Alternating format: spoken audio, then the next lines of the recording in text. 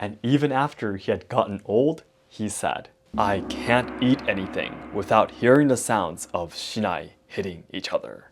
Sounds like a hardcore otaku, right?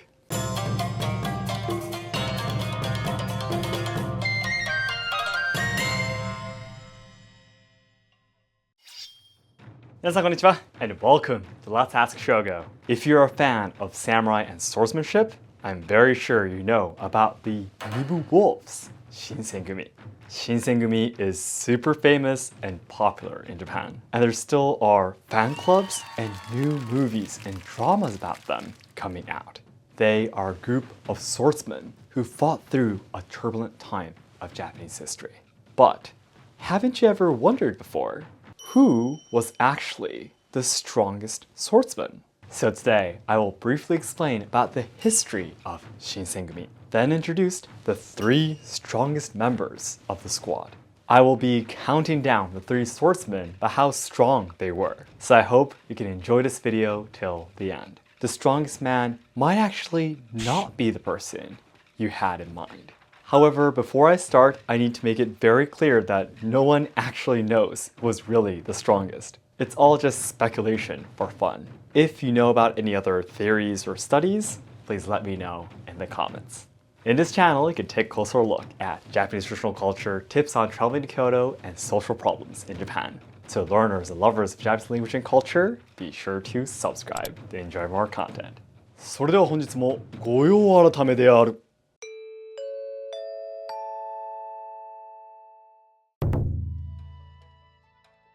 First of all, before we jump into the ranking, let's briefly take a look at their history to deepen our understanding.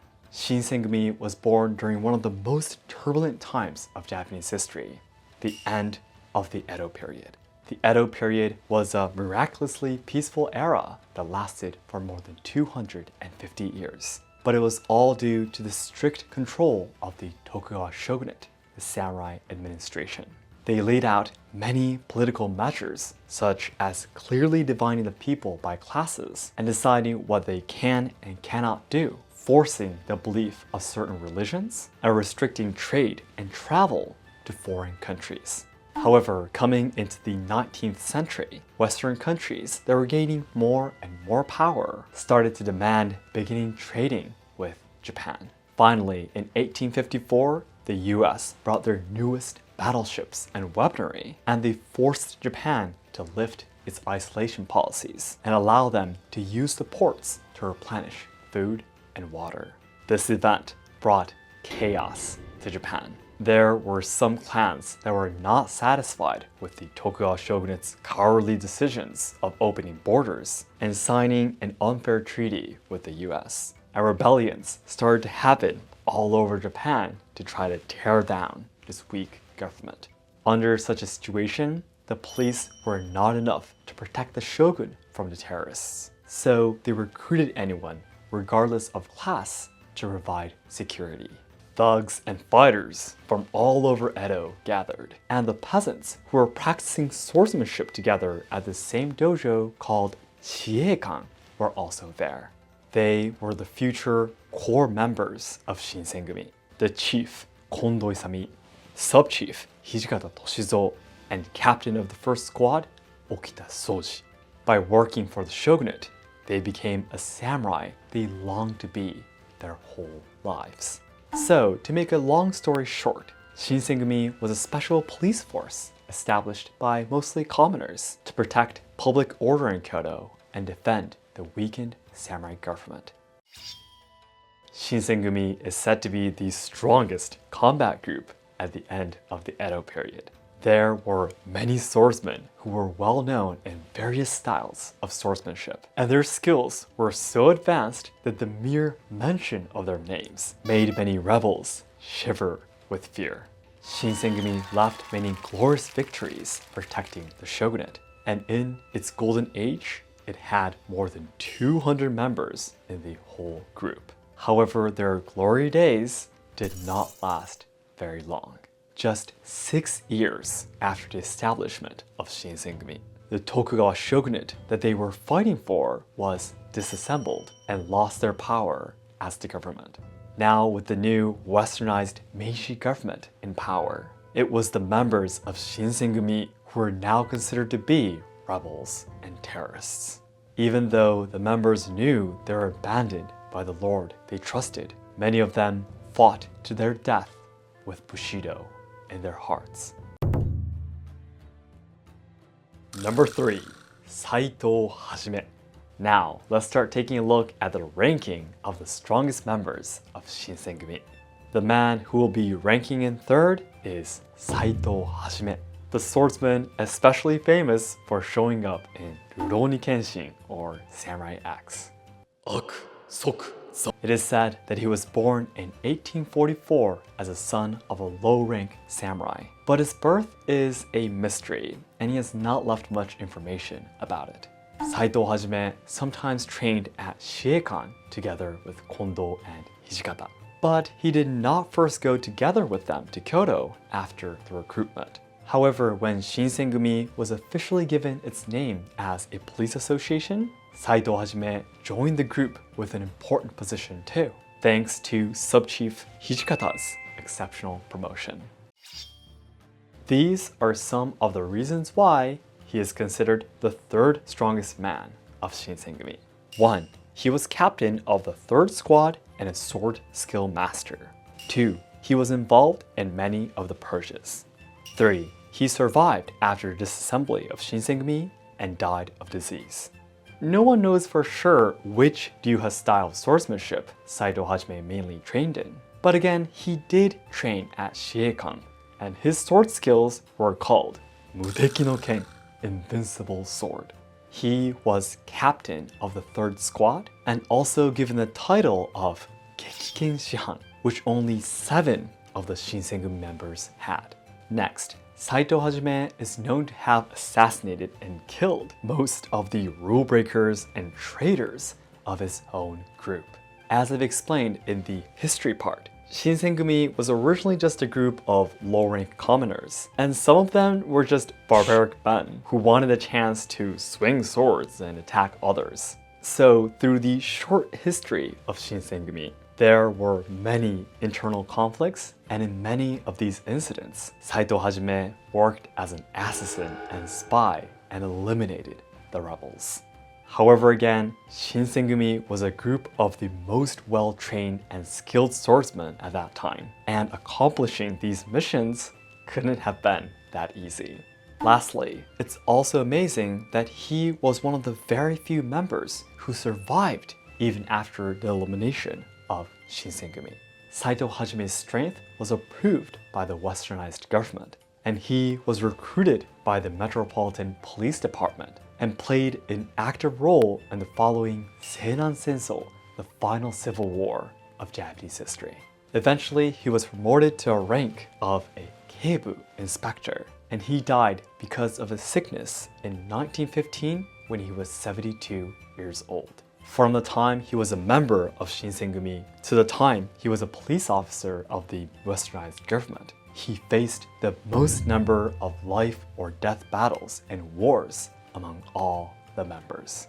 But the fact that he survived all of them and was able to meet his end quietly proves his strength. Saito Hajime is also famous as a left-handed swordsman and is said to have specialized in a technique called Hidari Katate Ipponzuki. However, there is a clear reason why the very popular Saito Hajime came in 3rd place. It is that he did not fully participate in the Ikedaya incident, which is said to be the Shinsengumi's biggest battle. The Ikedaya Jigen was a major incident in which Shinsengumi launched an ambush against an anti-shogunate organization that was trying to kidnap the emperor and set fire in Kyoto City. Shinsengumi succeeded in destroying the enemy group, and it made them famous throughout the country. Unfortunately, Saito Hajime was not in the team that found the enemy's hideout, so he was unable to play an active role. However, some say that because Saito Hajime often worked as an assassin, maybe he wanted to avoid showing off his skills as much as possible, and that's why we simply don't have that much information about his levels.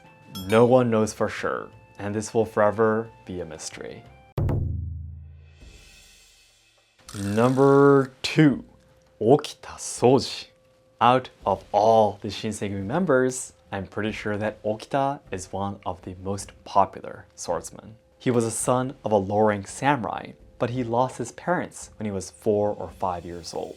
His older siblings couldn't look after him anymore because they were too poor. So when Okita Soji was 8 years old, he was sent to the Shiekan dojo to be taken care of by the future chief, Kondo Isami. It is said that he admired Kondo like a real brother, and it is said that Kondo also loved him like a younger brother. So when Kondo went to Kyoto after recruitment, Okita, of course, went with him. These are some of the reasons why Okita Soji is considered the second strongest man of Shinsengumi.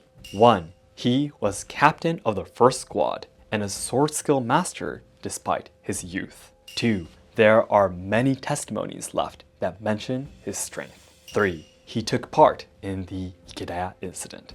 Okita Soji became an apprentice of Shiekan when he was 9 years old. But he was the head of the dojo by the time he turned 14-15 years old as the youngest member. He later on became one of the 7 sword skill masters and captain of the first squad despite his youth. So there is no doubt he was a pure genius. Also, you can understand how everyone in Shinsengumi admitted his strength through all the testimonies that mention him. While Saito Hajime was called the Invincible Sword, Okita Soji was called the Mosa no Ken, Sword of Valor.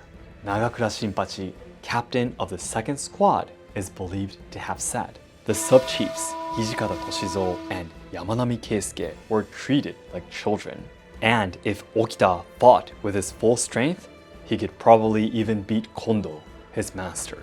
Lastly, Okita Soji played an active part in the Ikeda incident with Kondo and survived the fierce battles. It is said that he was an expert in a technique called sandanzuki, in which he made 3 thrusts in a single step. However, there is a clear reason why the famous and strong Okita Soji is ranked second. It is because he had a very weak constitution. And after the Ikeda incident, his sickness got worse and he was not capable of joining any of the other major battles. He died of tuberculosis in his early 20s, not knowing that Kondo was executed as a rebel against the new westernized government. If Okita survived the disease and fought together with Hijikata through the other wars, he might have been considered the strongest member.